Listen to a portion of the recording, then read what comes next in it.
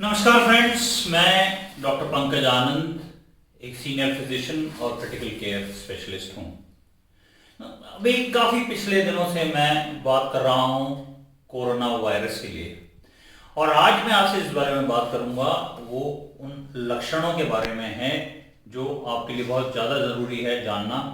देखिए, corona generally हम सब जानते हैं प्रेजेंट करता है गले में दर्द या सूखी खांसी के साथ तेज बुखार, और हो सकता है सांस लेने में दिक्कत के साथ। लेकिन हमारा जो पिछला पूरी दुनिया का 2 महीने का तजुर्बा है कि बहुत सारे ऐसे मरीज आ रहे हैं सारे अस्पतालों में जिनमें ये क्लासिकल सिम्टम्स या तो है ही नहीं या इनके साथ और भी सिम्टम्स हैं। तो ये हमारे लिए आवश्यक है जाना कि वो सिम्टम्स क्या हो सकते हैं। कोरोना फ्रैंकली बहुत सारे बॉडी ऑर्गन्स को इन्वॉल्व कर रहा है, करीब करीब सारे ही अंगों को इन्वॉल्व कर सकता है। कई बार मरीज आता है तेज सरदर्द लेके या बेहोशी की स्थिति में या लकवा लेके। कोरोना की वजह से जब हम टेस्ट करते हैं तो पॉजिटिव निकलता है। बहुत सारे मरीजों की सूंघने की शक्ति या टेस्ट सेंसेशन बिल्कुल चली जाती है। तो इनफैक्ट कई लोग तो कहते हैं कि अचानक किसी की अगर सूंघने की शक्ति चली जाए तो उसका कोरोना टेस्ट निश्चित रूप से कराना चाहिए। चांसेस हैं, क्योंकि ये जो हमारी सांस सूंघने वाली नस है, द ऑल्फैक्टरी नर्व, उसमें सूजन ला देता है। इसके अलावा एक बहुत इंपॉर्टेंट बॉडी ऑर्गन जिसको कोरोना इफेक्ट कर रहा है वो हृदय की मांसपेशियां हैं। ये उनमें सूजन लाता है जिसको मायोकार्डाइटिस बोलते हैं, और अल्टीमेटली ऐसे पेशेंट्स हार्ट फेलियर में जाते हैं या उनके हार्ट की रिदम जो है वो गड़बड़ा जाती है और उनकी अकाल मृत्यु हो जाती है।